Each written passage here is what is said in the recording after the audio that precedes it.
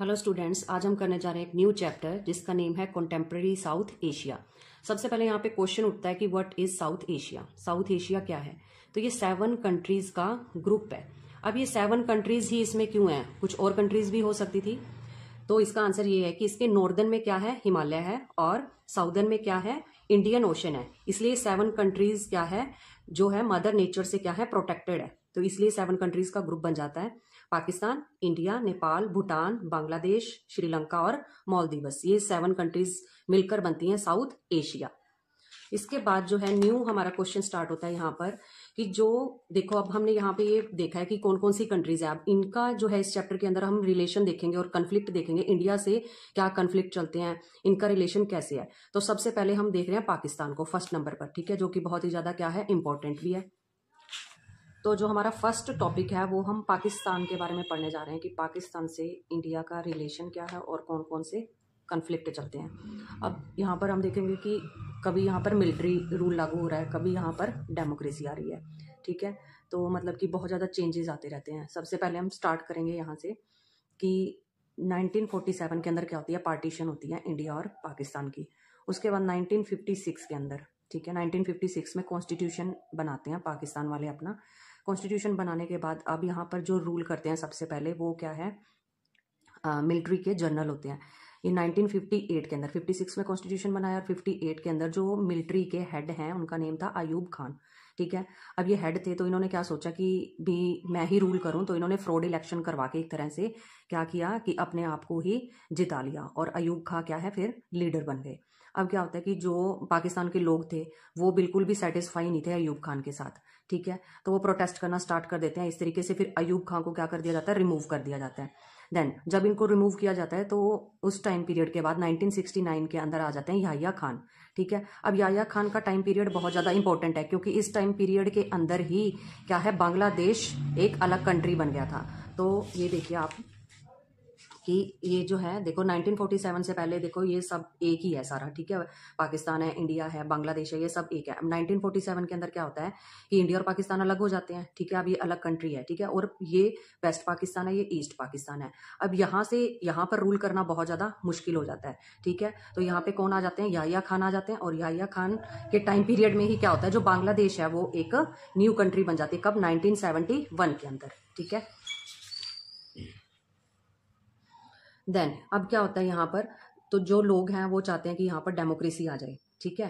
तो लोग फिर से प्रोटेस्ट वगैरह करना स्टार्ट कर देते हैं। तो फर्स्ट टाइम यहाँ पर क्या है, 1971 के अंदर, जैसे बांग्लादेश अलग कंट्री बना है 1971 में ही इलेक्शन होते हैं और जुल्फिकार अली भुट्टो, ठीक है, जुल्फिकार अली भुट्टो जो है क्या यहाँ पर इलेक्ट होकर आती है और लीडर बन जाती है, ठीक है। अब क्या होता है, फर्स्ट टाइम यहाँ पे डेमोक्रेसी आई है। अब उसके बाद क्या होता है कि जुल्फिकार अली भुट्टो को भी बर्दाश्त नहीं करेगी जो मिलिट्री है, ठीक है। वो क्या करते हैं, रिमूव कर देते हैं किसको, जो जुल्फिकार अली भुट्टो है उसको रिमूव कर देते हैं। कौन रिमूव करता है? ये भी मिलिट्री के जर्नल होते हैं जिनका नाम है जिया उल हक, ठीक है। जिया उल हक इनको कब हटा देते हैं, मतलब 71 से 77 तक ये रूल कर रहे हैं, फिर 77 में जो है जिया उल हक आता है और रिमूव कर देता है जुल्फिकार अली भुट्टो को। फिर से मिलिट्री रूल आ गया, ठीक है। देन फिर से क्या होता है, अगेन फिर डेमोक्रेसी आती है 1988 के अंदर, बेनजीर भुट्टो आ जाते हैं, ठीक है। ये क्या है, अब देखो यहाँ इस टाइम पे भी डेमोक्रेसी आई, यहाँ पर भी डेमोक्रेसी आई है, इसमें भी भुट्टो आ रहा है, ठीक है, इसमें भी भुट्टो आ रहा है। अब क्या होता है कि ये जो बेनजीर भुट्टो हैं ये कौन सी पार्टी से हैं, ये पीपीपी पार्टी से हैं, पाकिस्तान पीपल पार्टी से हैं ये, ठीक है। अब इनके अपोजिट एक और पार्टी होती है जिसका नाम था मुस्लिम लीग, ठीक है। मुस्लिम लीग के जो नेता है वो है नवाज शरीफ। तो क्या है, इन दोनों के अंदर क्या है, कन्फ्लिक्ट चलता रहता है और ये विन हो जाते हैं, ठीक है, नवाज शरीफ। और ये क्या बन जाते हैं, प्राइम मिनिस्टर बनते हैं पाकिस्तान के 2 बार, 90 से लेके 93, फिर 97 से लेके 99। मतलब कि ये भी क्या एक तरह से डेमोक्रेसी ही चल रही है अभी तक यहाँ पे। फिर क्या होता है कि नवाज शरीफ को बर्दाश्त नहीं कर पाते क्योंकि मिलिट्री रूल वहां पर चलता है, ठीक है, ज्यादा। तो मिलिट्री के जो फिर से जो जनरल होते हैं मुशर्रफ, वो क्या कर देते हैं, कूप कर देते हैं, मतलब कि एक तरह से अटैक कर देते हैं किसके ऊपर, नवाज शरीफ के ऊपर, और इनको भी क्या कर दिया जाता है, आउट कर दिया जाता है। और उसके बाद क्या है कि जो ये खुद ही इलेक्ट हो जाते हैं as a president in 2001 Pakistan के। तो आप देखते हो कि किस तरीके से पहले मिलिट्री आई है, फिर मिलिट्री आई है, फिर डेमोक्रेसी आई, फिर मिलिट्री आई, फिर डेमोक्रेसी आई, फिर मिलिट्री आई। इस तरीके से क्या चल रहा है कि मतलब एक तरह से डेमोक्रेसी स्टेबल नहीं है वहां पर, ठीक है। और एक तरह से आप यहाँ पे ये भी याद कर सकते हो, भुट्टो भुट्टो शरीफ, ठीक है, ये क्या है, डेमोक्रेसी वाले हैं। कौन, भुट्टो शरीफ। इसके अलावा जो भी आए हैं वो सारे के सारे क्या हैं, मतलब मिलिट्री के हेड रहे हैं, जनरल रहे हैं। ठीक है, तो बहुत इजी वे में आपको एक्सप्लेन करने की कोशिश की है। आई होप आपको ये सारा समझ में आ गया हो। अब इसके बाद जो है हमारा टॉपिक ये बनता है कि पाकिस्तान के अंदर जो डेमोक्रेसी है वो स्टेबल क्यों नहीं है। ठीक है, वो भी आपको शॉर्ट क्वेश्चन के अंदर आ सकता है। तो यहाँ पे आपको रीजन बताए गए हैं। ठीक है, डेमोक्रेसी फेल होने के सबसे पहला रीजन क्या है, social dominance of military, clergy and land owning. यहाँ पे आपको आ जाएगा एरिस्टोक्रेट्स। यहाँ पे जो रिच पीपल होते थे ना, रिच पीपल क्या चाहते थे, वो कहते थे कि मिलिट्री ही रहनी चाहिए, डेमोक्रेसी कोई क्योंकि सारे के सारे जो रिच पीपल हैं वो सपोर्ट कर रहे थे मिलिट्री को। ठीक है, तो डेमोक्रेसी नहीं चाहते थे क्योंकि उन्हीं के पर्सन थे उसके अंदर, मिलिट्री के अंदर। देन सेकंड आपको रीजन बताया गया कि जो पाकिस्तान और इंडिया के अंदर जो कन्फ्लिक्ट चलता है, इस कन्फ्लिक्ट को लेकर जो है मिलिट्री को वहां पे पावरफुल बना दिया गया कि मिलिट्री ही इस चीज के ऊपर कंट्रोल कर सकती है।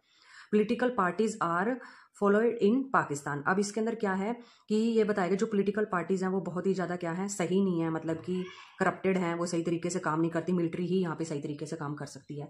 देन इसके बाद बताएगा जो पाकिस्तान की सिक्योरिटी है वो क्या है, खतरे में पड़ जाएगी अगर हमने क्या है काउटिक पार्टीज को क्या दे दिया, क्योंकि ये काउटिक पार्टीज जो है फेथलेस है, इनके ऊपर हम विश्वास नहीं कर सकते। ठीक है, तो इससे क्या हो जाएगा, पाकिस्तान की सिक्योरिटी को खतरा है, इसलिए हम मिलिट्री को प्रमोट करते हैं पाकिस्तान के अंदर। फिर आ जाएगा lack of international support for democracy in Pakistan. अब यहाँ पर क्या बताया कि लैक ऑफ इंटरनेशनल सपोर्ट ही नहीं है पाकिस्तान के अंदर। पाकिस्तान के अंदर जो अदर कंट्रीज हैं, ठीक है, वो क्या कहती हैं कि अगर यहाँ पर डेमोक्रेसी आई तो टेररिस्ट आ जाएगा, अगर टेररिस्ट आए तो हमारी कंट्री के ऊपर खतरा पैदा हो जाएगा, तो इसलिए वो नहीं चाहते कि यहाँ पे डेमोक्रेसी आए, कोई भी कंट्री नहीं चाहती कि यहाँ पे डेमोक्रेसी रहे। तो ये यहाँ पे आपको 5 रीजन बताए गए हैं कि पाकिस्तान के अंदर डेमोक्रेसी स्टेबल क्यों नहीं है। देन इसके बाद आपको एक और इम्पोर्टेंट टॉपिक इसी के अंदर है, देखो कई बार सेपरेट करके आपको पूछ लिया जाता है। ठीक है, डेमोक्रेसी और मिलिट्री के बारे में भी बनता है क्वेश्चन, फिर उसके बाद ये शॉर्ट क्वेश्चन ये भी बनता है कि रीजन क्या है कि स्टेबल नहीं है डेमोक्रेसी पाकिस्तान में। देन थर्ड आपको एक और शॉर्ट क्वेश्चन ये भी बनता है कि इंडिया और पाकिस्तान के अंदर कौन कौन से कन्फ्लिक्ट चल रहे हैं। ठीक है, तो 6 कन्फ्लिक्ट के बारे में यहाँ पे जिक्र है। ठीक है, सबसे पहला है कश्मीर इशू, फिर है Siachen glacier and arm race. Then third है इसमें India blame to Pakistan, India Pakistan को ब्लेम करता है कुछ एक टॉपिक्स के ऊपर, फिर पाकिस्तान भी ब्लेम करता है इंडिया को। फिर इंडस वाटर जो ट्रीटी साइन हुई थी वो डिस्प्यूट भी है रिवर के पानी को लेकर। ठीक है, और 6th है सर क्रीक जो है रन ऑफ कच्छ के पास। ठीक है, यहाँ पर क्या है, ये सारे के सारे जो है कन्फ्लिक्ट वाले इशू हैं। अब सबसे पहले हम पढ़ेंगे कश्मीर इशू। कश्मीर इशू में आपको देखो क्या बताया गया, यहाँ पर जो है आपको बताया कि इंडिया और पाकिस्तान में जो है 3 वॉर हुई हैं, 1947-48 की, फिर 65 की, फिर 71 की। बट तीनों ही लड़ाइयों के अंदर क्या है, जो कश्मीर का मुद्दा है वो सॉल्व ही नहीं हुआ। ठीक है, तो दोनों ही जो इंडिया और पाकिस्तान दोनों ही क्या करते हैं, क्लेम करते हैं कि कश्मीर हमारा है। ठीक है, बट 3 वॉर के बाद भी कोई सोल्यूशन नहीं निकला है। अब यहाँ पे आपको बताया एलओसी क्या होती है, लाइन ऑफ कंट्रोल। ठीक है, ये लाइन ऑफ कंट्रोल है, इसके राइट साइड क्या है, इंडिया का राइट है और इधर पाकिस्तान का राइट है। ठीक है, लेफ्ट साइड में पाकिस्तान और राइट साइड में इंडिया। ठीक है, अब यहाँ पे क्या है कि ये जो इधर का एरिया है, ये इतना एरिया किसका है, ये चाइना का है। ठीक है, इधर का जो हिस्सा है वो किसका है, पाकिस्तान का है। ठीक है, तो ये जो बचता है ये सारा का सारा एरिया किसके अंडर आ जाता है, ये इंडिया के अंदर आ जाता है। ठीक है, अब यहाँ पे भी एक स्टोरी है। ठीक है, वो स्टोरी हम समझेंगे क्या है। देखो कि जब इंडिया मतलब सेपरेट हुआ है किससे, पाकिस्तान से सेपरेट हो गया। ठीक है, तो आपने जैसे पढ़ा कि कुछ प्रिंसली स्टेट होते थे, कुछ प्रोविंसेस होती थी। ठीक है, तो यहाँ पे कौन रूल करते थे, यहाँ पे राजा हरि सिंह रूल करते थे। ठीक है, राजा हरि सिंह यहाँ पे रूल कर रहे हैं। तो क्या होता है कि वो चाहते हैं कि मैं अपनी ऑटोनॉमी खुद चलाऊं, मैं खुद अपना शासन चलाऊं, मैं ना तो इंडिया के अंडर रहना चाहता हूँ ना ही पाकिस्तान के अंडर रहना चाहता हूँ। ठीक है, तो क्या होता है, पाकिस्तान अटैक कर देता है किसके ऊपर, कश्मीर के ऊपर, और ये जो राजा हरि सिंह है उनके ऊपर अटैक कर देते हैं। अब राजा हरि सिंह क्या है कि उनको सपोर्ट चाहिए थी। ठीक है, कि वो भी अपनी सेफ्टी कर सके, तो वो इंडिया से क्या करते हैं, हेल्प मांगते हैं कि आप मुझे हेल्प दो। ठीक है, तो इंडिया भी फिर क्या कहता है कि जो ये जम्मू कश्मीर का जो एरिया है वो हमारे अंडर तो है नहीं, हम आपकी हेल्प नहीं कर सकते, आप ऐसे करो या तो हमको ज्वाइन कर लो। तो जो हरि सिंह है वो क्या करते हैं, इंस्ट्रूमेंट ऑफ एक्सेशन के ऊपर साइन कर देते हैं, जिससे क्या है, हरि सिंह जो है मतलब इंडिया के अंदर मर्ज हो जाते हैं, मिल जाते हैं। ठीक है, तो अब मिलने के बाद क्या होता है, जो इंडिया की एयरफोर्स है फिर वो हमला कर देती है इधर जाके, मतलब इतना एरिया जो है ये लोग अपने अंडर कर लेते हैं, इंडिया के अंडर कर लेते हैं, बट इतना एरिया इधर का जो एरिया ये पाकिस्तान अपने अंडर ही रखता है। ठीक है, तो फिर ये जो है यहाँ पर क्या बन जाती है आपकी LOC, लाइन ऑफ कंट्रोल। ठीक है, इधर इतना एरिया इंडिया के अंडर है और ये वाला एरिया जो है पाकिस्तान के अंडर आ जाता है। ठीक है, तो ये जो एरिया है अभी तक भी इसको लेकर क्या है, डिस्प्यूट रहता है, कन्फ्लिक्ट रहता है। ठीक है, इंडिया और पाकिस्तान के बीच में कि कश्मीर का सारा हिस्सा जो है इंडिया का है, ठीक है, क्योंकि जो राजा हरि सिंह है वो रूल कर रहे थे ना यहाँ पे, ठीक है, तो ये सारा एरिया उनका ही था। बट जो लड़ाई हुई है 1947 की, उसके बाद ये एरिया जो है उधर चला गया, ठीक है। सेकंड है आपको Siachen glacier. Siachen glacier and arm race, ये दोनों एक साथ ही हैं टॉपिक, ठीक है। अब इसमें क्या होता है, देखो मैंने आपको अभी बताया कि जो इधर का एरिया है, ठीक है, ये लेफ्ट साइड वाला जो है POK, पाकिस्तान ऑक्यूपाइड कश्मीर का एरिया है, ठीक है। ये LOC है, LOC के जो इधर का एरिया ये किसका है, ये इंडिया का है, ठीक है। इधर अक्साई चीन है, ये चाइना के अंडर है, ये पाकिस्तान के अंडर है, और जो यहाँ पे एक ट्राइंगल बनता है, ठीक है, इसको हम बोलते हैं सियाचिन ग्लेशियर, ठीक है। ये जो सियाचिन ग्लेशियर है ये भी डिस्प्यूटेड एरिया है कि ये किसके अंडर है, पाकिस्तान वाले कहते हैं हमारा है और इंडिया कह रहा है हमारा है। तो इस तरीके से क्या है, सियाचिन ग्लेशियर को लेके भी क्या है, आपस में कन्फ्लिक्ट चलता है हमारा पाकिस्तान से। फिर आ जाता है आपको आर्म रेस। आर्म रेस क्या है, वेपन्स की रेस, ठीक है। अब क्या होता है कि जो इंडिया है, इंडिया क्या करता है 1998 के अंदर जो है न्यूक्लियर को टेस्ट करता है, कहाँ पे, पोखरण के अंदर। अब पाकिस्तान के कान खड़े हो गए यहाँ पे, ठीक है। पाकिस्तान क्या कह रहा है कि अगर इंडिया टेस्ट कर रहा है तो हम भी टेस्ट करेंगे, तो उन्होंने भी न्यूक्लियर टेस्ट किया, ठीक है। उन्होंने कहाँ पे किया, चंगाई हिल्स के अंदर, वो भी अपनी पावर दिखा रहे थे हमें, ठीक है, कि हमारे पास भी न्यूक्लियर पावर है, ठीक है। देन उसके बाद क्या होता है, इंडिया ब्लेम ऑन पाकिस्तान, ठीक है। अब इंडिया कौन कौन से टॉपिक हैं जिनके ऊपर पाकिस्तान को ब्लेम करता है, ठीक है। इंडिया कहता है कि पाकिस्तान जो है ना, जितने भी मिलिटेंट, जितने भी टेररिस्ट ग्रुप वगैरह थे उनको आर्म्स, हथियार देके और पैसा देके हेल्प करता है, कौन, पाकिस्तान। फिर कह रहे हैं कि इसके बाद जो पाकिस्तान है वो एडिट करता है मिलिटेंट को, ठीक है। 1985 से लेकर 1995 तक जो है बताया गया है कि जो खालिस्तानी मिलिटेंट है उनको भी क्या कर रहा है, पाकिस्तान क्या करता है, एड करता है, पैसे वगैरह देके हेल्प कर रहा है। देन उसके बाद है anti Indian companies in north east states through Bangladesh and Nepal. अब इसके अंदर आपको क्या बताया गया, देखो जैसे कि ये है आपका, ये आपका नेपाल आ गया, इधर से बांग्लादेश आ गया, ठीक है। पाकिस्तान वाले क्या करते हैं, वो यहाँ से अंदर एंटर करके और बांग्लादेश से एंटर करके, ठीक है, जो इधर के हमारे जो नॉर्थ ईस्टर्न स्टेट है, नॉर्थ ईस्टर्न स्टेट्स हैं, ठीक है, यहाँ पे कुछ ना कुछ प्रॉब्लम क्रिएट करते रहते हैं। यहाँ से एंटर हुए नेपाल से और बांग्लादेश से एंटर हुए, ठीक है, और यहाँ पे क्या कर दिया इन्होंने, इनको भड़काना स्टार्ट कर दिया, या कोई ना कोई प्रॉब्लम क्रिएट करके रख देते हैं इन स्टेट्स के अंदर। तो इस तरीके से यहाँ पर भी क्या चलता रहता है, एक तरह से कन्फ्लिक्ट चलता रहता है, ठीक है। तो इसका इल्जाम भी जो है इंडिया किसके ऊपर लगा रहा है, पाकिस्तान के ऊपर लगा रहा है, ठीक है। ISI जो क्या है, टेररिस्ट ग्रुप है, वो क्या करते हैं, भड़काते हैं हमारी नॉर्थ ईस्टर्न स्टेट्स को जो इंडिया की हैं, ठीक है। देन उसके बाद आपको आ जाता है फोर्थ पॉइंट, पाकिस्तान भी ब्लेम करेगा अब इंडिया को किसी ना किसी टॉपिक पे, ठीक है।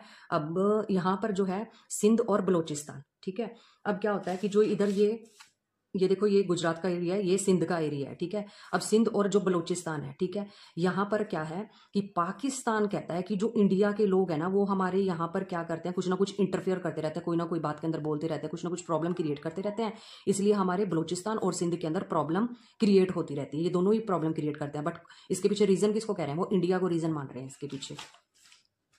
देन इसके बाद फिफ्थ पॉइंट आ जाता है आपका इंडस रिवर वाटर डिस्प्यूट। अब इसके अंदर भी क्या होता है, कहते हैं कि 1960 से पहले तक तो ये डिस्प्यूट चलता रहता था, ठीक है। कि अब यहाँ पे क्या था, देखो जैसे कि ये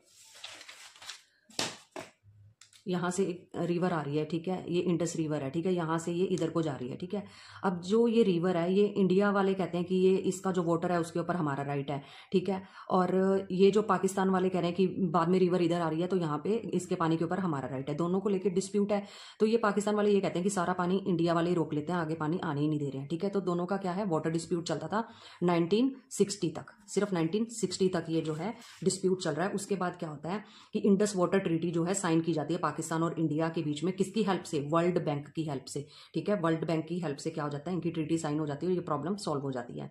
देन इसके बाद आ जाता है आपको सर क्रीक डिस्प्यूट, बहुत इंपॉर्टेंट है। सर क्रीक डिस्प्यूट में क्या होता है, देखो यहाँ पर ये गुजरात का एरिया है, ठीक है, ये रन ऑफ कच्छ है, और इधर आपको जो है पाकिस्तान का एरिया आ गया, ठीक है। यहाँ से एक वाटर स्ट्रिप निकलती है, ठीक है, वाटर स्ट्रिप निकलती है जो क्या करती है, इन दोनों को सेपरेट करती है। ये 96 किलोमीटर की ये जो है वाटर स्ट्रिप है, ठीक है। अब यहाँ पे क्या होता है कि ये दोनों क्यों अपना राइट जमाना चाहते हैं यहाँ पे, क्योंकि यहाँ पे जो है फिशिंग बहुत अच्छे से होती है, ठीक है, फिशिंग ग्राउंड इसको माना जाता है, ठीक है। दूसरा क्या माना जाता है कि यहाँ पे जो ऑयल, ठीक है, और जो गैसेज हैं, ठीक है, उसके मतलब कि एक तरह से रिसोर्सेज जो है बहुत मात्रा के अंदर यहाँ पे अवेलेबल है, इसलिए दोनों ही यहाँ पे अपना राइट जमाना चाहते हैं, ठीक है। दोनों के अंदर सर क्रीक के एरिया को लेकर क्या है, डिस्प्यूट है, ठीक है। तो सर क्रीक क्या है, एक वाटर स्ट्रिप है 96 किलोमीटर की, जिसके ऊपर क्या है, दोनों ही अपना राइट जमाना चाहते हैं। देन इसके बाद है आपको attempt to improve the relation. अब इतनी प्रॉब्लम्स होने के बावजूद भी हम लोग क्या कर रहे हैं कि हम चाहते हैं कि हमारा जो पाकिस्तान के साथ रिलेशन है वो अच्छा बना रहे। ठीक है, इसके लिए हम टाइम टू टाइम क्या करते रहते हैं, बेटर ट्रेड रिलेशन बनाते रहते हैं। ठीक है, कि जो ट्रेड है पाकिस्तान और इंडिया के अंदर बना रहे। फिर है रिलैक्स्ड वीज़ा नॉर्म्स। हम क्या है कि एक दूसरे को क्या है जो वीज़ा नॉर्म्स हैं उसके लिए भी कुछ ना कुछ मतलब कि सहूलतें देते रहते हैं। ठीक है, फैसिलिटीज़ देते रहते हैं ताकि इजीली अवेलेबल हो जाए वीज़ा। थर्ड है समिट ऑफ नेशनल लीडर। जो लीडर्स हैं, ठीक है, इंडिया के लीडर्स हैं, पाकिस्तान के लीडर हैं, वो क्या है मिलते रहते हैं आपस में, कोई ना कोई मुद्दे के ऊपर बातचीत करते रहते हैं। तो इस तरीके से क्या है हमारे रिलेशन अच्छे होने के चांसेस बन जाते हैं। फिर उसके बाद आ जाता है बस एंड ट्रेन सर्विसेज जो है पाकिस्तान और इंडिया के बीच में चलती रहती हैं। ठीक है, जिससे क्या हमारे रिलेशन और ज़्यादा इंप्रूव हो सके। यहाँ पर जो है आपका जो ये पाकिस्तान का टॉपिक है, ठीक है, एक ही जगह पे मैंने इसको कोलेक्ट कर दिया ताकि आपको पाकिस्तान से रिलेटेड अगर कोई भी क्वेश्चन आता है तो आपको कोई भी प्रॉब्लम नहीं आएगी। ठीक है, इसमें मिलिट्री डेमोक्रेसी भी आपको करवा दिया गया है। ठीक है, कभी मिलिट्री आ रही है, कभी डेमोक्रेसी आ रही है, बहुत इजी वे में है। आप एक दो बार वीडियो को सुने, उससे क्या हो जाएगा आपको बिल्कुल इजी वे में सारा का सारा कॉन्सेप्ट क्लियर हो जाएगा। फिर उसके बाद रीजन भी बता दिए हैं कि स्टेबल क्यों नहीं है डेमोक्रेसी पाकिस्तान के अंदर। फिर आपको इंडिया और पाकिस्तान के कन्फ्लिक्ट भी बता दिए हैं, 6 टॉपिक की कौन कौन से टॉपिक है जिन पे बहस होती रहती है इनकी। ठीक है, देन हमने लास्ट में किया है कि इतनी सारी प्रॉब्लम्स होने के बाद भी हम अपने रिलेशन जो है पाकिस्तान से क्या कर रहे हैं, अच्छे बना रहे हैं। ठीक है, बनाने की कोशिश कर रहे हैं ताकि कोई ना कोई मतलब जो कन्फ्लिक्ट है वो आगे ना रहे। ठीक है, तो आई होप कि आपको सारा का सारा जो पाकिस्तान का कॉन्सेप्ट है इंडिया के साथ वो सारा का सारा समझ आ गया होगा। Thank you so much for watching.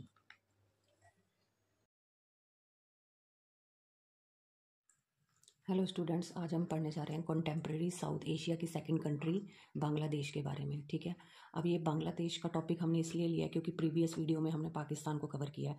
Pakistan और बांग्लादेश ये दोनों की स्टोरी जो है आपस में जुड़ी हुई है, इसलिए हम बांग्लादेश के बारे में पढ़ रहे हैं।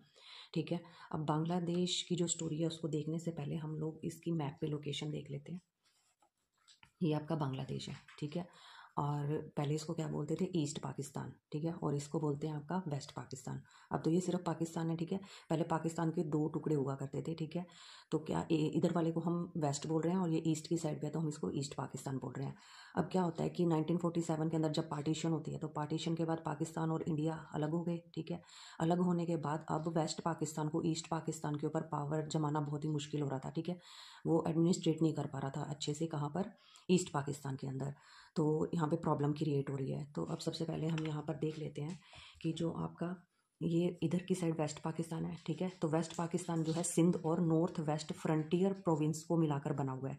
ठीक है, और जो ईस्ट पाकिस्तान है वो असम और वेस्ट बंगाल को मिलाकर फिर बना है। ठीक है, फिर वो क्या बन गया था आपका, जो ईस्ट पाकिस्तान है वो आपका बन गया था बाद में बांग्लादेश। अब इसमें देख लेते हैं। ठीक है, जैसे कि देखो अभी यहाँ पर क्या है, इन्होंने बताया कि नॉर्थ वेस्ट फ्रंटियर थी यहाँ पे। ठीक है, अब ये नॉर्थ की साइड है, अपर साइड है। ठीक है, और वेस्ट की साइड भी हो गई, ये ईस्ट है और ये ईस्ट है आपकी, ये वेस्ट है, ये नॉर्थ है ना। ठीक है, नॉर्थ वेस्ट जो आपकी फ्रंटियर प्रोविंस थी, और ये है आपका प्लस सिंध, इन दोनों को मिलाकर क्या बन गया, पाकिस्तान। ठीक है, और इधर ये जो आपका बांग्लादेश है ये असम। ठीक है, ये असम है आपका, और इधर आ गया आपका वेस्ट बंगाल। इन दोनों का कुछ एरिया लेकर ये क्या बन गया आपका, बांग्लादेश। ठीक है, आपकी बुक के अंदर एनसीईआरटी में यही बताया गया है कि ये आपका जो पाकिस्तान है और बांग्लादेश है वो किनको मिलाकर बना है। ठीक है, देन अब क्या होता है कि देखो पाकिस्तान जो है वो क्या करता था, जो ईस्ट पाकिस्तान है उसके ऊपर क्या करता था, अपना डोमिनेंस किया करता था। ठीक है, डोमिनेंस किया करता था और अपनी तरफ से ही जो भी उसको चीज़ें सही लगती थी वो मनवाता था फोर्सफुली। ठीक है, किससे, ईस्ट पाकिस्तान से। और क्या बोलता था कि तुम लोग उर्दू बोलो। ठीक है, अब जो ईस्ट पाकिस्तान वाले हैं, ठीक है, वहाँ पे बंगाली वगैरह जो अदर कल्चर थे वो नहीं अच्छा मानते थे कि हम उर्दू को क्यों प्रमोट करें। ठीक है, तो अब क्या होता है, जो ईस्ट पाकिस्तान है वहाँ पे जो है प्रोटेस्ट स्टार्ट हो जाते हैं। ठीक है, प्रोटेस्ट स्टार्ट कर देते हैं लोग, किसके खिलाफ, जो आपका वेस्ट पाकिस्तान है उसके खिलाफ। फिर क्या होता है कि ये कहते हैं कि हमारे साथ अनफेयर ट्रीटमेंट होता है, हमसे सही तरीके से ट्रीटमेंट नहीं करते हैं ये जो वेस्ट वाले हैं। फिर है ये कहते हैं कि हमारा खुद का बंगाली कल्चर है, हम लोग अपने कल्चर को फॉलो करेंगे, हम जो है मुस्लिम कल्चर को फॉलो नहीं करना चाहते। और ये कहते हैं कि जो हमारी लैंग्वेज है वो भी बंगाली है। ठीक है, और आसाम का भी कुछ पार्ट कटा हुआ है, तो क्या है कि हमारी अलग लैंग्वेज है और हम ऑटोनॉमी चाहते हैं, हम अपना शासन खुद चाहते हैं। ठीक है, हम अपना शासन खुद चलाना चाहते हैं, हम किसी के अंडर नहीं रहना चाहते। फिर है रिप्रेजेंटेशन इन एडमिनिस्ट्रेशन, ये कहते हैं कि जो भी गवर्नमेंट वगैरह बनती है, ठीक है, जो भी एडमिनिस्ट्रेशन आप चलाते हो इधर, तो उसमें हमारा रिप्रेजेंटेशन भी होना चाहिए। मतलब कि अगर ये लोग सरकार बना रहे हैं तो इनके भी कुछ बंदे होने चाहिए। फिर ये क्या कह रहे हैं, शेयर इन पॉलिटिकल पावर, जो भी पॉलिटिकल पावर है उसमें हमारा क्या होना चाहिए, शेयर होना चाहिए। अब ये इन्होंने क्या रख दिया, अपनी सारी की सारी शर्तें रख दी हैं, ठीक है, शर्तें रख दी हैं किनके आगे, वेस्ट पाकिस्तान के आगे, ठीक है। अब ये सारी चीज़ें जो हैं यहाँ पर क्रिएट हो रही हैं, तो ये एक तरह से प्रोटेस्ट का कोई लीडर भी तो होगा ना। तो यहाँ का जो हीरो है ईस्ट पाकिस्तान का वो होता है शेख मुजीब उर रहमान, ठीक है। ये यहाँ का हीरो है, ये सारा का सारा प्रोटेस्ट संभालता है किसके खिलाफ, वेस्ट पाकिस्तान के खिलाफ। अब क्या होता है कि 1970 के अंदर फिर इलेक्शन स्टार्ट हो जाते हैं। जैसे इलेक्शन स्टार्ट होते हैं, अब देखो एक वेस्ट पाकिस्तान था और इधर क्या है आपका ईस्ट पाकिस्तान, ठीक है। अब जो वेस्ट पाकिस्तान है वहाँ पे जो मिलिट्री के कौन थे, जनरल याह्या खान, ठीक है। और इस साइड कौन है आपके ईस्ट पाकिस्तान के अंदर, अभी आपको बताया जो वहाँ के हीरो बन के उभर रहे हैं वो कौन है, शेख मुजीब उर रहमान, ठीक है। जैसे कि हमने प्रीवियस वीडियो के अंदर भी पढ़ा था, सबसे पहले कौन आए थे आपके, अयूब खान आए थे, सेकंड नंबर पर कौन आ गए थे, याह्या खान आ गए थे, ठीक है। हमने पाकिस्तान वाले टॉपिक में ये सारा पढ़ा है। तो इनके टाइम पीरियड में, याह्या खान के टाइम पीरियड में ही क्या हो जाता है, वहाँ पे बांग्लादेश क्राइसिस स्टार्ट हो जाते हैं, ठीक है। तो यही स्टोरी अब हम पढ़ने जा रहे हैं।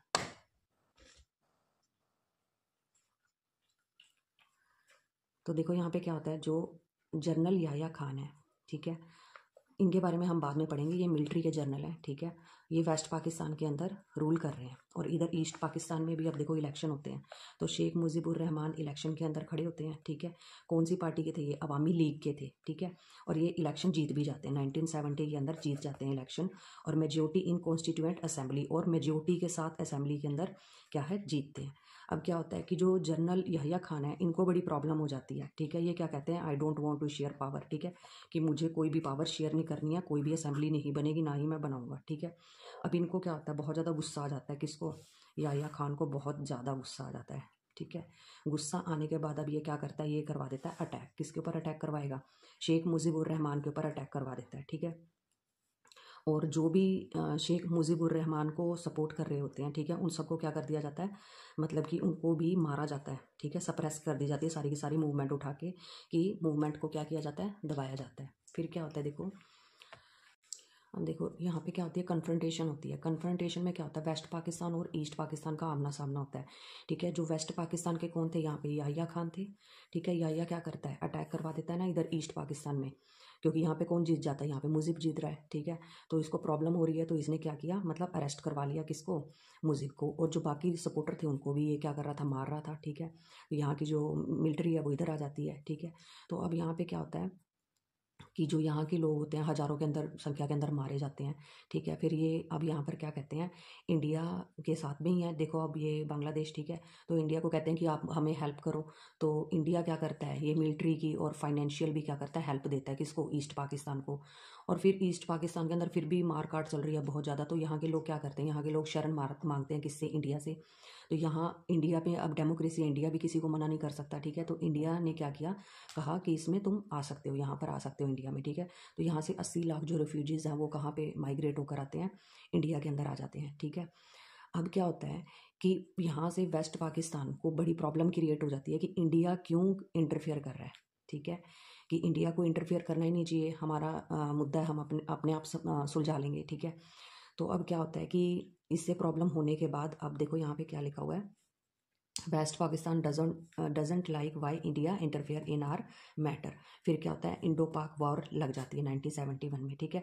अब क्या होता है, जो पाकिस्तानी फोर्सेज होती हैं वो ईस्ट पाकिस्तान के अंदर यहाँ पर ऑलरेडी प्रेजेंट होती है, क्योंकि यहाँ के लोगों को मारा जा रहा है, ठीक है। तो अब क्या होता है कि इंडिया से हेल्प मांगी है ईस्ट पाकिस्तान ने, जो इंडिया की फिर मिलिट्री है, इंडिया की मिलिट्री भी कहाँ चली जाती है, इधर आ जाती है, ठीक है। तो अब क्या होता है कि जो वेस्ट पाकिस्तान है वो क्या कर देता है, यहाँ पे सरेंडर कर देता है, ठीक है। सरेंडर कर देता है, कहाँ पे करता है, ईस्ट पाकिस्तान के अंदर ही सरेंडर कर देता है, ठीक है। उसके बाद क्या हो जाता है कि बांग्लादेश एक तरह से फ्री हो जाता है, और फॉर्मेशन ऑफ बांग्लादेश 1971 के अंदर बांग्लादेश एक मतलब कि इंडिपेंडेंट कंट्री बन के उभरता है, ठीक है, 1971 में आफ्टर वॉर। अब क्या होता है, जो बांग्लादेश अपना कॉन्स्टिट्यूशन बनाता है, कॉन्स्टिट्यूशन बनाते हुए वो अपने 3 फीचर्स बनाते हैं, ठीक है। सेकुलरिज्म का मतलब कि क्या है, ऑल रिलीजन आर इक्वल, ठीक है। हम किसी भी एक धर्म को प्रमोट नहीं करते, सभी धर्म यहाँ पे बराबर है। डेमोक्रेसी लेकर आएंगे और सोशलिज्म, ठीक है। ये 3 फीचर्स इन्होंने बनाए अपनी कॉन्स्टिट्यूशन के। फिर क्या होता है 1975 के अंदर जो, अब देखो यहाँ पे कौन था, मुजिब था। मुजिब क्या करता है, अमेंडमेंट करता है, मतलब कि चेंज लेकर आता है कुछ, ठीक है। ये देखो क्या चेंज लेकर आएगा, दो चेंज लेकर आता है। फर्स्ट है parliamentary from change into presidential form. अब क्या होता है, जो पार्लियामेंट्री फॉर्म को किस में चेंज कर दिया इसने, प्रेसिडेंशियल फॉर्म में चेंज कर दिया। क्योंकि अब ये देखो सीट पर बैठ चुका है, सीट पर बैठेगा तो ये अपना हक भी तो जमाएगा ना, ठीक है। तो इसने क्या किया, जो पार्लियामेंट्री फॉर्म है इसमें क्या होता है, गवर्नमेंट हेड होता है और एक स्टेट हेड होता है, मतलब दो लोगों की मिलकर चल रही है पार्लियामेंट के अंदर, जो भी चुनकर आएगा, ठीक है, उन वो भी सारे सबकी चलेगी। अब यहाँ पर क्या होता है, इसको ये चेंज करके हटा के प्रेसिडेंशियल फॉर्म लागू कर देता है, कहता है कि सिर्फ मेरी चलेगी अब, ठीक है। और प्रेसिडेंट रूल लागू कर देता है, ठीक है। Only president will be powerful, सारी की सारी पावर किसके पास है, मेरे पास है, मैं खुद प्रेसिडेंट हूँ, ठीक है। फिर इसके बाद और क्या करता है, ये अबॉलिश्ड ऑल पार्टीज, जितनी भी अदर पार्टीज होती हैं उनको भी क्या कर देता है, खत्म कर देता है। कहता है सिर्फ क्या रहेगा यहाँ पे, सिर्फ अवामी लीग रहेगी, ठीक है। देन उसके बाद क्या होता है, देखो आगे, इन अगस्त 1975 असैसिनेटेड मतलब कि क्या कर दिया जाता है, इसको मार दिया जाता है।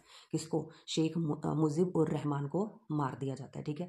क्योंकि देखो पहले तो ये सही काम कर रहा था, बाद में इसने गलत काम किया, क्योंकि इसने अमेंडमेंट करके सारी पावर अपने हाथ में ले ली, अदर पार्टीज़ को भी ख़त्म कर दिया, तो अब लोग भड़क गए, ठीक है। तो क्या होता है, शेख मुजिब उर रहमान को क्या कर दिया जाता है, यहाँ पे असैसिनेट करके मार दिया जाता है। अब जब ये चले गए तो कोई दूसरा लीडर भी तो आएगा यहाँ पे, ठीक है। फिर कौन आता है, जिया उर रहमान। जिया उर रहमान आता है, ठीक है। ये भी क्या है, मिलिट्री का ही बंदा है, ठीक है। क्या होता है, ये इलेक्शन जीतने के बाद ही आता है 1979 में, ठीक है। तो अब क्या है, ये फॉर्म्ड करता है अपनी एक पॉलिटिकल पार्टी बनाता है, और ये खुद ही इसने फॉर्म्ड किया है, जिसका नेम है BNP, बांग्लादेश नेशनल पार्टी, ठीक है। किसने बनाई है ये, जिया उर रहमान ने। जिया उर रहमान कब आए थे, शेख मुजिब उर रहमान के बाद में आए हैं, सेकंड नंबर पे। पहले नंबर पे ये थे, सेकंड नंबर पे बांग्लादेश में ये हैं। फिर थर्ड नंबर पर आप देखो कौन है, इनको भी क्या कर दिया जाता है, इनको भी असैसिनेट कर दिया जाता है। देखो पहले मुजिब को मरवा दिया, ठीक है, फिर जिया उर को भी मरवा दिया। अब थर्ड नंबर पर कौन आएगा, यहाँ पे आ जाते हैं मिलिट्री के जनरल HM इरशाद, ठीक है। अब ये क्या करते हैं, देखो यहाँ पे पीपल डिमांड फॉर डेमोक्रेसी। अब लोग जो है, क्योंकि ये जर्नल हैं, देखो मिलिट्री के हैं, ये भी अपने अपने अकॉर्डिंग चलाएंगे कंट्री को, तो जो यहाँ के लोग होते हैं बांग्लादेश के, वो डेमोक्रेसी की डिमांड करने लगते हैं, ठीक है। सबसे ज़्यादा जो स्टूडेंट्स होते हैं, ठीक है, फोर फ्रंट, वो सबसे ज़्यादा आगे आते हैं इस चीज़ के लिए। इरशाद फैलाओ पॉलिटिकल एक्टिविटी, तो अब क्या, इरशाद घबरा जाता है, घबराने के बाद वो क्या करता है, पॉलिटिकल एक्टिविटीज़ थोड़ा थोड़ा मतलब कि अच्छे काम करवाना स्टार्ट कर देता है, ताकि जो लोग हैं वो क्या हो जाए, इससे सेटिस्फाई रहें, ठीक है। फिर ये क्या करता है, लेटर ऑन इलेक्शन करवा के, ठीक है, प्रेसिडेंट इलेक्ट हो जाता है खुद ही 5 सालों के लिए, ठीक है, 5 ईयर्स के लिए क्या है, इलेक्ट हो गया खुद ही, ठीक है। और कुछ कुछ ये पॉलिटिकल एक्टिविटी भी करवाने लग जाता है जो लोगों के फेवर में हो। फिर क्या होता है, मास प्रोटेस्ट होता है, इसी के टाइम में लोग जो है इकट्ठे होकर प्रोटेस्ट कर देते हैं इसके खिलाफ भी। और फिर क्या होता है, 1990 के अंदर इरशाद जो है स्टेप डाउन, इसको हटा दिया जाता है, रिमूव कर दिया जाता है, ठीक है, क्योंकि लोग इससे भी खुश नहीं है इरशाद जी से। फिर क्या होता है, सिंस 1991, अब क्या होता है कि 1991 के अंदर ही क्या हुआ है, कोल्ड वॉर आपकी ख़त्म हुई है, एक तो आपको ये भी याद रहेगा इससे। और 1991 के अंदर ही क्या हुआ है, बांग्लादेश के अंदर मल्टी पार्टी सिस्टम आ गया है, ठीक है। यहीं तक आपका ये टॉपिक है, ठीक है। बांग्लादेश के बारे में यहाँ पे जो है आपकी सारी इन्फॉर्मेशन ख़त्म होती है, ठीक है। आई होप कि आपको ये जो बांग्लादेश वाला टॉपिक है सारा क्लियर हो गया होगा। Thank you so much. Hello students, आज हम पढ़ने जा रहे हैं कंटेम्प्रेरी साउथ एशिया की थर्ड कंट्री नेपाल के बारे में। एक बार मैप में भी देख लेते हैं नेपाल कहाँ पे लोकेटेड है। ये है आपका नेपाल, ठीक है। इससे पहले हम लोग जो है बांग्लादेश के बारे में पढ़ के हटे हैं, ठीक है। और उससे पहले हमने पाकिस्तान के बारे में रीड किया है, ठीक है। फर्स्ट हमने पाकिस्तान रीड किया, सेकंड बांग्लादेश और थर्ड नेपाल, ठीक है। तो बहुत इंटरेस्टिंग है, ध्यान से सुनिएगा। देखो यहाँ पे क्या है, पहले मोनार्की सिस्टम चला करता था नेपाल में, देन उसके बाद डेमोक्रेसी कैसे आई है, मतलब कन्वर्ट कैसे हुआ है मोनार्की से डेमोक्रेसी के अंदर। तो देखो पास्ट के अंदर क्या चलता था, हिंदू किंगडम चलता था नेपाल के अंदर भी, ठीक है। नेपाल में क्या चल रहा है, हिंदू किंगडम चल रहा है। देन उसके बाद क्या होता है, हिंदू किंगडम के बाद यहाँ पे क्या आ जाता है, कॉन्स्टिट्यूशनल मोनार्की। कॉन्स्टिट्यूशनल मोनार्की क्या होती है, मतलब कि इनका खुद का कॉन्स्टिट्यूशन भी है और मोनार्क भी रहेगा, मतलब जो किंग है, ठीक है, किंग भी रहेगा बट वो कॉन्स्टिट्यूशन के अकॉर्डिंग काम करेगा, ठीक है। King rule according to the constitution, मतलब किंग भी है और कॉन्स्टिट्यूशन भी आ गया। अब क्या होता है, देखो जो लोग हैं, ठीक है, people want open responsive system. जो लोग हैं वो क्या है, खुश नहीं थे किंग से, ठीक है। वो क्या चाहते थे कि ओपन रिस्पॉन्सिव सिस्टम होना चाहिए, कि सारा कुछ क्या है मतलब ओपनली होना चाहिए। गवर्नमेंट जो भी काम कर रही है, किंग जो भी काम कर रहा है, वो सारा का सारा क्या है, उनके फेवर में होना चाहिए, ठीक है। उनके साथ कुछ भी गलत ना हो, ठीक है। और रिस्पॉन्सिव होना चाहिए, गवर्नमेंट को रिस्पॉन्स करना चाहिए जो भी वो क्वेश्चन करे, ठीक है। देन उसके बाद क्या होता है कि अब लोग यहाँ पे आवाज़ उठा रहे हैं, तो किंग क्या करता है, किंग यहाँ पे restricted democracy by Nepal army. Nepal army, जो भी ये नेपाल की आर्मी होती है, इसको भेज देता है और इनके ऊपर क्या करवा देता है, एक तरह से मतलब कि अटैक करवा रहा है, ठीक है। और क्या कह देता है कि कोई डेमोक्रेसी नहीं मिलेगी तुम्हें, ठीक है, तुम्हें मेरे अकॉर्डिंग ही चलना होगा। देन उसके बाद देखो क्या होता है, लोग अब यहाँ पे भड़क चुके हैं, ठीक है, क्योंकि इन्होंने आर्मी बुला ली। अब क्या होता है इसके बाद, जो स्ट्रॉन्ग प्रो डेमोक्रेसी मूवमेंट, अब लोग फिर से इकट्ठे हो जाते हैं और अब बड़े लेवल के ऊपर इकट्ठे होकर क्या करते हैं, डेमोक्रेसी के लिए मूवमेंट स्टार्ट कर देते हैं। देन अब उसके बाद क्या होता है, देखो जो किंग है वो अब घबरा गया, ठीक है। King give democracy in limited but short and troubled. जो किंग है वो क्या करता है, यहाँ पे थोड़े टाइम के लिए क्या करता है, डेमोक्रेसी दे देता है, शॉर्ट टाइम के लिए, लिमिटेड कुछ ही चीज़ों के लिए वो मतलब कि डेमोक्रेसी देता है, और ट्रबल्ड के अंदर रहती है, मतलब ट्रबल करती रहती है डेमोक्रेसी जितना टाइम भी रहती है, ठीक है। स्टेबल नहीं हो पाती है नेपाल में डेमोक्रेसी। देन फिर क्या होता है कि माओइस्ट आ जाते हैं। अब माओइस्ट क्या है, ये कहते हैं कि हम आराम से नहीं मतलब कि मनवाने वाले अपनी बात, हम क्या करेंगे, हम तो वायलेंस की सपोर्ट लेंगे, ठीक है। तो ये क्या करते हैं, मतलब कि यहाँ पे आपको दिखाया गया है स्टिक जो आर्ट होती है उसके अकॉर्डिंग मैंने आपको थोड़ा सा समझाने की कोशिश की है। जो माओइस्ट हैं वो 1990 के अंदर क्या कर देते हैं, spread armed resurrection against monarch. अब यहाँ पे जो ये आ रहा है आपको रेजरेक्शन वर्ड आ रहा है, इसका मतलब होता है एक तरह से पहले आराम से बैठे रहना और फिर एकदम से जाग उठना, ठीक है, अपने राइट्स के लिए। तो ये जो माओइस्ट हैं इन्होंने क्या किया, 1990 के अंदर जो है मतलब आर्म्ड जो है हथियार उठा लिए हैं, ठीक है, किसके खिलाफ, जो किंग था, ठीक है। किंग को ये लोग क्या बोल रहे हैं, मोनार्क। ये मोनार्क से बिल्कुल भी खुश नहीं थे, जो माओइस्ट थे ये हथियार उठा लेते हैं अब, ठीक है। देन उसके बाद क्या देखा जाता है, पूरे नेपाल के अंदर 3 आइडियोलॉजी के पर्सन आ जाते हैं, ठीक है। एक तो माओइस्ट हो गए ये वाले, ठीक है। एक मोनार्क फोर्स आ जाते हैं। मोनार्क फोर्स कौन है, इसके अंदर एक तो किंग है, ठीक है, प्लस इसमें रिच पर्सन आ जाते हैं सारे के सारे, ठीक है। देन और तीसरे नंबर पर आ जाते हैं डेमोक्रेट्स, जो चाहते हैं कि डेमोक्रेसी होनी चाहिए, ठीक है। 3 आइडियोलॉजी के पीपल आ जाते हैं नेपाल के अंदर। अब क्या होता है कि जो किंग है वो क्या करता है, वो अपने आप को थोड़ा सा मतलब कि हाईलाइट करने के लिए, और सारी की सारी पावर ही मेरे पास है, वो 2002 के अंदर क्या करता है, पार्लियामेंट को अबॉलिश कर देता है, ख़त्म कर देता है। पार्लियामेंट्री जो सिस्टम वहाँ पे चला था उसको ख़त्म करने के बाद जो गवर्नमेंट है उसको भी क्या कर देता है, डिसमिस कर देता है, ठीक है। अब क्या होता है कि ये सारी की सारी चीज़ें जो है हटाने के बाद जो लोग हैं वो क्या करते हैं, 2006 के अंदर, 2002 के अंदर इन्होंने अबॉलिश किया, और 2006 के अंदर जो क्या है, मैसिव प्रोटेस्ट स्टार्ट हो जाते हैं, बड़े लेवल के ऊपर लोग इकट्ठे होते हैं, ठीक है। अब इनको भी 3 पार्ट के अंदर डिवाइड कर दिया इन्होंने, ठीक है। जो सम सेक्शन, कुछ सेक्शन के लोग ऐसे होते हैं जो कहते हैं कि नॉमिनल मोनार्क वॉज नेसेसरी, कहते हैं कि जो मतलब वो ये सोच रहे हैं कि जो नॉमिनल मोनार्क है, जो मतलब कि किंग है, ठीक है, वो क्या है मतलब हायरार्किकली चलता ही आ रहा है, वहाँ पे किंग रहता ही रहता है, ठीक है, नेपाल में। तो ये कह रहे हैं कि जो राजा है हम उसको नहीं हटाएंगे, उसको हम एज इट इज़ रखेंगे, ठीक है, बट हम अपने अकॉर्डिंग उससे जो है काम लेंगे, ठीक है, बट वो नॉमिनल सिर्फ नाम का राजा होगा, ठीक है। कौन कह रहे हैं, सम सेक्शन, कुछ लोग ये सोच रहे हैं। जो माओइस्ट हैं वो क्या कहते हैं, कहते हैं कि हम अपने राइट्स लेने के लिए, डेमोक्रेसी लाने के लिए क्या करेंगे, रेडिकल प्रोग्राम चलाएंगे। रेडिकल प्रोग्राम के अंदर क्या है, देखो यहाँ पे आपको बताया, जो माओइस्ट हैं वो क्या है, आर्म्ड भी हैं, ठीक है, हथियार उठा के अगर हमको हमारे राइट लेने पड़ेंगे तो हम वो भी करेंगे। तो ये क्या करते हैं, सोशल और इकोनॉमिक रीस्ट्रक्चरिंग करेंगे, कहते हैं कि सोसाइटी के अंदर और इकोनॉमिकली भी हम क्या करेंगे, रीस्ट्रक्चर करेंगे सारा कुछ, ठीक है, और रेडिकल प्रोग्राम के अंडर ही ये सब कुछ होगा। एक वहाँ पर होती है 7 पार्टी अलायंस, ठीक है, SPA। ये क्या कहती है, कहती है कि ये जो तुम कह रहे हो ना कि रेडिकल प्रोग्राम चलाएंगे, we are don't agree with you, ठीक है, कि आप जो ये रेडिकल प्रोग्राम चलाने जा रहे हो हम इससे बिल्कुल भी सेटिस्फाई नहीं है। तो इस तरीके से आपके क्या चाहेंगे, 3 पार्ट के अंदर जो लोग हैं वो क्या कर रहे हैं, प्रोटेस्ट कर रहे हैं, किसके खिलाफ, किंग के खिलाफ, ठीक है। अब क्या होता है, यहाँ पे जो किंग है वो घबरा गया कि बड़े लेवल के ऊपर प्रोटेस्ट मेरे खिलाफ स्टार्ट हो चुके हैं। तो वो क्या करता है, जो इसने ये पार्लियामेंट्री सिस्टम वगैरह अबॉलिश किया था, इसको दोबारा से वो क्या करना, रीफॉर्म करना स्टार्ट कर देता है, ठीक है। और उसके बाद क्या होता है, फॉर्म्ड कॉन्स्टिट्यूएंट असेंबली, और नेपाल के अंदर क्या बन जाती है, कॉन्स्टिट्यूएंट असेंबली बन जाती है। देन उसके बाद क्या होता है, 2008 के अंदर डेमोक्रेटिक रिपब्लिक बन जाता है नेपाल, ठीक है। डेमोक्रेटिक रिपब्लिक बनने के बाद 2015 के अंदर वो क्या करते हैं, एक न्यू कॉन्स्टिट्यूशन बनाते हैं, ठीक है, अडॉप्ट करते हैं न्यू कॉन्स्टिट्यूशन को, ठीक है। कब करते हैं, 2015 में।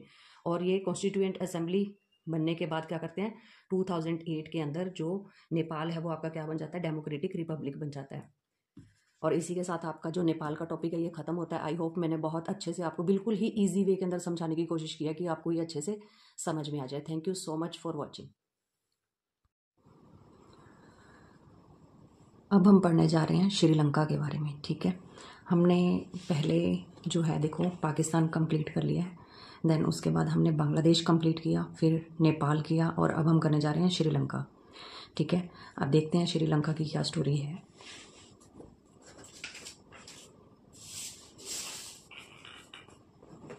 देखो यहाँ पे आपको बताया गया कि जो श्रीलंका है वो इंडिपेंडेंस हुआ है कब, 1948 के अंदर, ठीक है। इसको याद रखना बहुत ही इजी है, क्योंकि जो इंडिया है, इंडिया कब इंडिपेंडेंट हुआ 1947 में, ठीक है।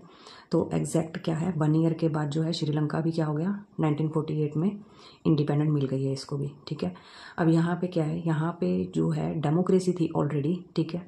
कोई भी प्रॉब्लम नहीं थी, कोई मोनार्की सिस्टम नहीं है, ठीक है, कोई मिलिट्री सिस्टम नहीं है, डेमोक्रेसी चल रही है, ठीक है। अब यहाँ पे प्रॉब्लम क्या है, यहाँ पे आ रही थी एथनिक प्रॉब्लम, ठीक है। एथनिक प्रॉब्लम में, कन्फ्लिक्ट में ये आ जाएगा कि आपको अपने कल्चर को लेके, ठीक है, अपनी लैंग्वेज को लेके आपस में जो है कन्फ्लिक्ट रहता है। किसके बीच में कन्फ्लिक्ट रहता है, सिन्हलास के बीच में और तमिल्स के बीच में, ठीक है। एक बार मैप के थ्रू देख लेते हैं सिन्हला और तमिल्स को। ये देखो ये आपका है श्रीलंका, ठीक है। अब श्रीलंका के अंदर जो मोस्टली जो लोग हैं वो कौन है, सिन्हलाज है। 74% ये ऑलरेडी पूरे श्रीलंका के अंदर मेजोरिटी के अंदर है, ठीक है। और जो इसका नॉर्थ, ठीक है, ये नॉर्थ पार्ट है और ये ईस्ट पार्ट है, north and east. North east part के अंदर कौन रह रहे हैं, तमिल्स रह रहे हैं, ठीक है। तो अब ये प्रॉब्लम आ रही है कि ये लोग अपनी चलाते हैं, ठीक है, और इनके ऊपर क्या है, इनको सप्रेस करके रखते हैं, इनको दबाते हैं, इनकी कोई भी बात नहीं मानी जाती। इसलिए क्या है, यहाँ पे प्रॉब्लम क्रिएट हो जाती है। इसी को बोलते हैं एथनिक कन्फ्लिक्ट, ठीक है। दोनों के बीच में एथनिक कन्फ्लिक्ट है, किसके बीच में, सिन्हला और तमिल्स के बीच में, ठीक है। अब देखो क्या है, जो सिन्हलाज हैं वो क्या है, रूल कर रहे हैं मेजोरिटी पार्ट के अंदर, ठीक है। और जो तमिल्स हैं, ठीक है, जैसे कि अभी आपको मैप के थ्रू बताया कि नॉर्थ ईस्ट का जो पार्ट है वहाँ पे कौन रहते थे, तमिल्स रहते थे। और ये जो तमिल्स हैं ये कहाँ से आए हैं, ये इंडिया से आकर, ठीक है, जैसे यहाँ पे इंडिया का मैप खत्म है और यहाँ पे जो है श्रीलंका स्टार्ट है, तो ये यहाँ से आए हैं, ठीक है। यहाँ से आके जो है श्रीलंका के अंदर रहते हैं, ठीक है। ड्यू टू ट्रेड भी लगा सकते हो, और भी काफ़ी रीज़न की वजह से जो है ये लोग जो हैं मतलब श्रीलंका में मूव हो गए थे और नॉर्थ ईस्ट पार्ट के अंदर ही सिर्फ रह रहे हैं, ठीक है। ये क्या कहते हैं कि मतलब इनको काफ़ी सारी प्रॉब्लम्स आ रही हैं, इसलिए कहते हैं सक्सेशन कर दो, कि हमें जो है श्रीलंका के अंदर से अलग करके, मतलब कि हम एक अलग जगह चाहते हैं या कंट्री चाहते हैं कि हमें डिवाइड करके अपना एरिया दे दो, ठीक है, हम अपनी ऑटोनॉमी खुद चलाएंगे। अब जो सिन्हलाज हैं ये लोग क्यों डिमांड कर रहे हैं, क्योंकि सिन्हला प्रॉब्लम क्रिएट कर रहे हैं वहाँ पे। जैसे नो कंसेशन, उनको कोई भी कंसेशन नहीं दिया जाता किसी भी चीज़ में, ठीक है। श्रीलंका कहते हैं कि हमारा है, नेग्लेक्ट टू तमिल्स, तमिल्स को नेग्लेक्ट किया जाता है। जैसे कि सारी गवर्नमेंट जॉब्स के अंदर क्या है, सिन्हला को ही अपॉइंट किया जाता है, तमिल्स को नहीं किया जाता। और जो सिन्हला लैंग्वेज है उसको ही प्रमोट किया जाता है, तमिल लैंग्वेज को प्रमोट नहीं किया जाता, ना ही तमिल कल्चर को प्रमोट किया जा रहा है, ठीक है। होस्टाइल टू तमिल्स, जो सिन्हला होते हैं वो हमेशा ही होस्टाइल रहते हैं, किसके लिए, तमिल्स के लिए। तो तमिल्स प्रॉब्लम में आ जाते हैं, इसलिए वो चाहते हैं कि हमारा जो कल्चर है वो मतलब कि क्या हो रहा है, इरोडेड हो रहा है, ठीक है। तो इसकी वजह से ये क्या कहते हैं कि हमें नॉर्थ ईस्ट का जो पार्ट है वो डिवाइड करके दे दो, ठीक है। देन आगे देखो क्या है, जो अब ये तमिल्स हैं ये भड़क जाते हैं, ठीक है। मिलिटेंट तमिल नेशनलिज्म, जितने भी तमिल लोग होते हैं वो क्या है, मतलब कि नेशनलिज्म की फीलिंग आने लगती है उनके अंदर, क्योंकि सारे क्या यूनाइट हो जाते हैं, ठीक है। क्योंकि सिन्हलाज की वजह से उनको प्रॉब्लम आ रही है, तो वो मिलिटेंट हो जाते हैं, मतलब वायलेंस हो जाते हैं, ठीक है। और उनके अंदर नेशनलिज्म की फीलिंग आ जाती है, तो वो एक ऑर्गेनाइजेशन बनाते हैं जिसका नाम है लिट्टे, ठीक है। 1983 के अंदर लिट्टे बनती है, जिसकी फुल फॉर्म है liberation tigers of Tamil Eelam. अब ये लिबरेशन, ठीक है, टाइगर्स से आपको ये याद रहेगा, जो वहाँ के मतलब कि तमिल पीपल हैं वो क्या है, टाइगर्स हैं एक तरह से, ठीक है। और तमिल के हैं, ठीक है, वो क्या चाहते हैं, लिबरेशन चाहते हैं, आज़ादी चाहते हैं, ठीक है। और इलम, इसका क्या मतलब है, सेपरेट कंट्री, कि हमें एक सेपरेट कंट्री दे दो। और मैंने आपको ऑलरेडी बताया कि कौन सा पार्ट वो चाहते हैं, वो ये वाला पार्ट चाहते हैं, नॉर्दर्न ईस्टर्न पार्ट, कि हमको ये डिवाइड करके दे दो, ठीक है। देन अब क्या होता है इसमें, यहाँ पे प्रॉब्लम क्रिएट हो चुकी है श्रीलंका के अंदर, मतलब कि जो सिन्हला पीपल हैं और तमिल पीपल हैं वो आपस में लड़ रहे हैं, ठीक है, लड़ाई लग चुकी है। अब क्या होता है यहाँ पे इंडिया अपना क्या रोल प्ले करता है। इंडिया कहते हैं कि Tamil people to Indian government protect us. जो तमिल पीपल थे कहाँ के, श्रीलंका के, वो इंडियन गवर्नमेंट को अपील करते हैं कि आप हमें प्रोटेक्ट करो, क्योंकि हम क्या है कहीं ना कहीं जो हमारे पूर्वज हैं वो इंडियन थे, ठीक है, तो हम उन्हीं के ही आगे बच्चे हैं या आगे उन्हीं की पीढ़ी है, ठीक है, तो इसलिए आप हमको सेव करो। तो इंडियन गवर्नमेंट उनको सेव भी करती है, ठीक है। इंडियन गवर्नमेंट क्या करती है, सिन्हेलास के साथ नेगोशिएशन करने की कोशिश करती है, बहुत बार ट्राई करती है कि समझौते के थ्रू बात बन जाए, ठीक है, बट कोई बात नहीं बनती है। फिर क्या होता है 87 के अंदर जो है इंडियन आर्मी जो क्या करती है डायरेक्ट इन्वॉल्वमेंट कर देती है, श्रीलंका के अंदर सीधा आ जाती है, ठीक है। और फिर क्या होता है, कहते हैं कि इंडियन गवर्नमेंट सेंट जो है इंडियन आर्मी इन श्रीलंका, ठीक है। अब ये जो आर्मी है इन्होंने भेजी है, इसका एक स्पेशल इन्होंने नेम भी दे दिया, इंडियन पीस कीपिंग फोर्स, ठीक है। इंडिया से आई है पीस कीपिंग, मतलब शांति बनाने के लिए इन्होंने फोर्स भेजी है, ठीक है, इंडियन आर्मी भेजी थी जिसका ये नेम पता है। फिर क्या कह रहे हैं कि श्रीलंका डज नॉट लाइक, अब श्रीलंका को ये पसंद नहीं है कि इंडिया आके अंदर हमारे यहाँ पर इंटरफेयर कर रहा है हमारे मामले के अंदर, ठीक है। और इंडिया क्या है, मतलब आराम से जो है नेगोशिएशन के थ्रू समझाने की कोशिश करता है सिन्हेलास को, तो इससे लिट्टे को भी प्रॉब्लम हो जाती है, ठीक है। लिबरेशन टाइगर ऑफ तमिल इलम को भी क्या हो जाती है, प्रॉब्लम हो जाती है। वो कहते हैं कि इंडियन गवर्नमेंट हमें ठीक नहीं लग रहा है कि ये जो भी काम कर रही है यहाँ पे हम उससे सेटिस्फाई नहीं है, तो लिट्टे भी अपोज कर रहा है। और दूसरा जो श्रीलंका की गवर्नमेंट है वो भी कह रही है कि इंडियन गवर्नमेंट हमारे मतलब कि इंटरनल मैटर के अंदर जितने भी इंटरनल अफेयर हैं उनके अंदर इंटरफेयर ना ही करे, ठीक है। तो अब क्या कहते हैं, जो श्रीलंका की गवर्नमेंट है वो क्या करती है, इंडियन पीस कीपिंग फोर्स को पुल्ड आउट, बाहर निकाल देती है कि अब आप यहाँ से जाओ, ठीक है। 1989 के अंदर इनको बाहर निकाल दिया जाता है, ठीक है। देन उसके बाद क्या होती है, जो लिट्टे है वो खुद ही 2009 के अंदर क्या कर दी जाती है, ओवर, मतलब कि ख़त्म कर दी जाती है, बॉयलिश कर दी जाती है, ये बिल्कुल अब इसका कोई नामो निशान नहीं है, ठीक है। फिर क्या होता है कि यहाँ पे बताया कि श्रीलंका के अंदर इतने सारे मतलब क्या है एथनिक कन्फ्लिक्ट चल रहे हैं, इतने कन्फ्लिक्ट होने के बावजूद भी यहाँ के कुछ प्लस पॉइंट है, कुछ पॉजिटिव पॉइंट है, ठीक है। क्या क्या पॉइंट है, फर्स्ट है इसके अंदर इकोनॉमिक ग्रोथ, जो श्रीलंका की इकोनॉमिक ग्रोथ है वो बहुत अच्छे से मतलब कि अप जा रही है। फिर है high level of human development, अगर इकोनॉमिक ग्रोथ अच्छी है तो ह्यूमन डेवलपमेंट भी तो होगी ना, ठीक है। देन तीसरा है कंट्रोल पॉपुलेशन ग्रोथ, अब इन्होंने क्या है जो अपनी पॉपुलेशन की ग्रोथ है उसके ऊपर भी क्या कर लिया, कंट्रोल कर चुके हैं ये, ठीक है। First country in region of liberalise, जो साउथ एशिया की जितनी भी कंट्रीज हैं उनके अंदर से ये क्या है फर्स्ट कंट्री है जिसने क्या किया था, लिबरलाइज कर दिया था, अपनी इकोनॉमी को ओपन कर दिया था बिल्कुल, ठीक है। देन है हाईएस्ट पर कैपिटा इनकम, मतलब कि जीडीपी के अंदर जो पर कैपिटा हर एक पर्सन की जो मतलब कि आमदन है, जो उसकी कमाई है वो क्या है, हाईएस्ट है, ज़्यादा है। डेमोक्रेटिक पॉलिटिकल सिस्टम, और जो यहाँ का पॉलिटिकल सिस्टम है वो ऑलरेडी क्या है 1948 से ही क्या चलता आ रहा है, मतलब कि डेमोक्रेसी ही चलती आ रही है। तो यहाँ पे एथनिक प्रॉब्लम होने के बावजूद भी यहाँ के ये सारे के सारे क्या हैं, प्लस पॉइंट है। थैंक यू सो मच इतने ध्यान से सुनने के लिए। हेलो स्टूडेंट्स, आज हम करने जा रहे हैं कंटेम्प्रेरी साउथ एशिया का लास्ट टॉपिक। जैसे कि हमने इस चैप्टर के अंदर 7 कंट्रीज़ के ग्रुप के बारे में पढ़ा है, ठीक है। तो इनके अंदर कुछ ना कुछ कन्फ्लिक्ट या कोई ना कोई एथनिक प्रॉब्लम या कुछ ना कुछ प्रॉब्लम्स चलती रहती हैं, ठीक है। तो इसके लिए एक ऑर्गेनाइजेशन बनी हुई है, ठीक है, जिसका नेम है सार्क। ये सार्क क्यों बनी है, ताकि पीस एंड कोऑपरेशन बना रहे इन 7 कंट्रीज़ के बीच में, ठीक है। जो ये सार्क है ये कब फॉर्म्ड हुई है, 1985 के अंदर, ठीक है। और सार्क की फुल फॉर्म क्या है, south Asian association for regional cooperation, कि ये जो 7 कंट्रीज हैं ये आपस में क्या करेंगी, एक दूसरे से कोऑपरेट करेंगी, ठीक है। इसके लिए इन्होंने एक एसोसिएशन बना रखी है जो कि कब बनी है, 1985 में। अब क्या है, जब ये सार्क बन जाती है तो ये सक्सेस नहीं हो पाती है। क्यों सक्सेस नहीं होती है, क्योंकि जो अलग अलग कंट्रीज़ हैं, देखो वहाँ पर अलग अलग टाइप की पॉलिटिक्स चल रही है, ठीक है। जैसे कि हमने पढ़ा है कभी मिलिट्री आ रही है, कभी डेमोक्रेसी आ रही है पाकिस्तान में, ठीक है, बांग्लादेश में भी पढ़ा है, ठीक है। तो इस तरीके से नेपाल के अंदर ये सारी की सारी कंट्रीज हम रीड कर चुके हैं कि कहीं पे मोनार्की सिस्टम है, कहीं पे कुछ है। तो ड्यू टू पॉलिटिकल डिफरेंसेस इनके अंदर आपस में मतलब कि तालमेल नहीं बैठा, ठीक है। जो ये सार्क है ये सक्सेसफुल नहीं रही, ठीक है। तो सार्क के बाद क्या बनता है, सार्क के जो मेंबर होते हैं, ठीक है, वो साफ्टा को साइन करते हैं। सार्क के सारे मेंबर जो किसको साइन कर रहे हैं, साफ्टा को, ठीक है। साफ्टा की फुल फॉर्म क्या है, south Asian free trade agreement, ठीक है। फ्री ट्रेड करेंगे हम, जितने भी 7 कंट्रीज का ग्रुप है हम आपस में फ्री ट्रेड करने वाले हैं अब। और जो ये साफ्टा ये साइन हुआ था 2004 के अंदर, और इसको इफेक्ट के अंदर लाया गया 1 जनवरी 2006 के अंदर। 4 में बना और 6 के अंदर इसको इम्प्लीमेंट कर दिया गया। अब क्या है, जब इसको इम्प्लीमेंट किया तो जो इंडिया को छोड़ के बाकी जो इसकी नेबर कंट्रीज़ हैं, ठीक है, उनको ये डर है, क्योंकि इंडिया देखो बहुत ज़्यादा ग्रो कर रहा है, डेवलपिंग कंट्री है, ठीक है। As comparison to other countries. ठीक है, इंडिया को ये मतलब कि जो नेबर्स कंट्री हैं उनको ये डर लगता है कि इंडिया क्या करेगा, इन्वेड करेगा, मतलब कि हम पे आक्रमण कर देगा हमारी मार्केट के ऊपर, और फिर इन्फ्लुएंस करेगा हमारी सोसाइटीज़ को और हमारे पॉलिटिक्स को। तो जो नेबर कंट्रीज़ हैं उनको डर लगता है कि इंडिया जो है हम पे क्या करना है, कर देगा, आक्रमण कर देगा। ठीक है, इन्वेड कर देगा। सार्क का इम्पैक्ट भी पड़ा है इंडिया और पाकिस्तान के रिलेशन के ऊपर। ठीक है, ये जो दोनों हैं कोऑपरेट भी करने लगे हैं एक दूसरे को, क्योंकि ये सार्क के मेंबर हैं। ठीक है, कॉन्फिडेंस बिल्ट हो रहा है इनके अंदर।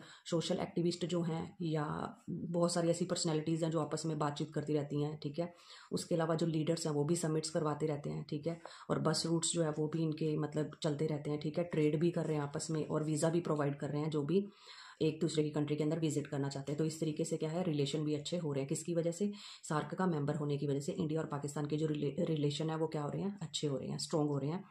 अब देखो यहाँ पे क्या है, यहाँ पे बताया गया है कि जो इंडिया है उसकी बायलेटरल रिलेशन चल रहे हैं 3 कंट्रीज़ के साथ ऑलरेडी, भूटान, नेपाल और श्रीलंका के साथ। ठीक है, तो फिर साफ्टा का मेंबर बनने की ज़रूरत क्या है इंडिया को, अगर इंडिया के रिलेशन ऑलरेडी अच्छे बने हुए हैं इन 3 कंट्रीज़ के साथ। ठीक है, अब देखो 3 टाइप की आइडियोलॉजी चलती है फॉर साफ्टा।